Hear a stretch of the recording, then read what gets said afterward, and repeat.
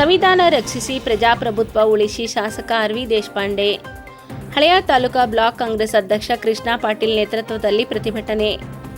ಸಂವಿಧಾನವನ್ನು ವಿರೋಧಿಸುತ್ತಿರುವ ಮೋದಿ ನೇತೃತ್ವದ ಕೇಂದ್ರ ಸರ್ಕಾರದ ವಿರುದ್ಧ ಕೇಂದ್ರ ನಾಯಕರಾದ ರಾಹುಲ್ ಗಾಂಧಿ, ಮಲ್ಲಿಕಾರ್ಜುನ್ ಖರ್ಗೆ, ರಾಜ್ಯ ಸಿಎಂ ಸಿದ್ದರಾಮಯ್ಯ, ಡಿಸಿಎಂ ಡಿಕೆ ಶಿವಕುಮಾರ್ ಅವರ ನೇತೃತ್ವದಲ್ಲಿ ಸಂವಿಧಾನ ರಕ್ಷಿಸಿ ಪ್ರಜಾಪ್ರಭುತ್ವ ಉಳಿಸಿ ಎಂಬ ಹೋರಾಟವನ್ನು ಕಾಂಗ್ರೆಸ್ ಪಕ್ಷ ಪ್ರತಿಭಟನೆ ಮಾಡುವ ಮೂಲಕ ಕೇಂದ್ರ ಸರ್ಕಾರದ ವಿರುದ್ಧ ಪಟ್ಟಣದಲ್ಲಿ ರಾಷ್ಟ್ರಧ್ವಜ ಹಿಡಿದು ಶಾಸಕ ಆರ್.ವಿ. ದೇಶಪಾಂಡೆ ಅವರ ನೇತೃತ್ವದಲ್ಲಿ ಇಂದು ಕಾಂಗ್ರೆಸ್ ಸರ್ಕಾರದ ಪಕ್ಷದ ಪದಾಧಿಕಾರಿಗಳು, ಕಾರ್ಯಕರ್ತರು ಭಾಗಿಯಾಗಿ ಪ್ರತಿಭಟನೆ ರ್ಯಾಲಿ ನಡೆಸುವ ಮೂಲಕ ಮಾಧ್ಯಮದ ಮೂಲಕ ಕೇಂದ್ರ ಸರ್ಕಾರಕ್ಕೆ ಸಂದೇಶ ರವಾನೆ ಮಾಡಿದರು.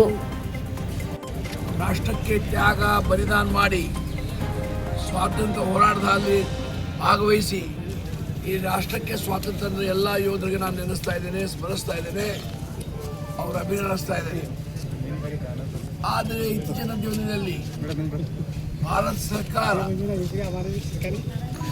ಗೌರವಾನ್ವಿತ ಪ್ರಧಾನಮಂತ್ರಿ ಮೋದಿಯವರ ನಾಯಕತ್ವದಲ್ಲಿ ಸಂವಿಧಾನಕ್ಕೆ ಯಾವುದೂ ಗೌರವ ಕೊಟ್ಟರೆ ಸಂವಿಧಾನವನ್ನು ಧಿಕ್ಕರಿಸಿ ಇವತ್ತು ಆಡಳಿತ ಮಾಡ್ತಾ ಇದ್ದಾರೆ.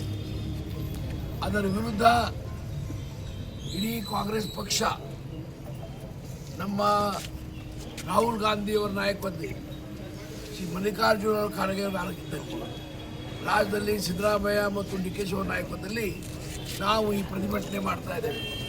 ಉದ್ದೇಶ ಇಷ್ಟೇ, ಸಂವಿಧಾನ ರಕ್ಷಿಸಿ ಪ್ರಜಾಪ್ರಭುತ್ವ ಉಳಿಸಿ.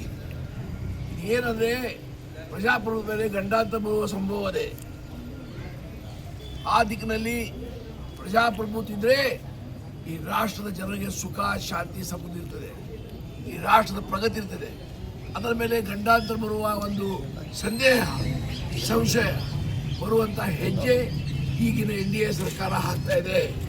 ಅದರ ವಿರುದ್ಧ ಈ ಹೋರಾಟ ನಡೀತಾ ಇದೆ. ಹಾಗಾಗಿ ಬ್ಲಾಕ್ ಕಾಂಗ್ರೆಸ್ ಕಮಿಟಿ ಹಳೆಯದವರು ಕೃಷ್ಣ ಪಾಟೀಲ್ ಅವರ ನಾಯಕತ್ವದಲ್ಲಿ ಈ ಒಂದು ಕಾರ್ಯಕ್ರಮ KPCC ಅಧ್ಯಕ್ಷರಾದ ಡಿ ಕೆ ಶಿವಕುಮಾರ್ ಅವರ ಆದೇಶದಂತೆ ಇವತ್ತು ಆಯೋಜಿಸಿದ್ದಾರೆ.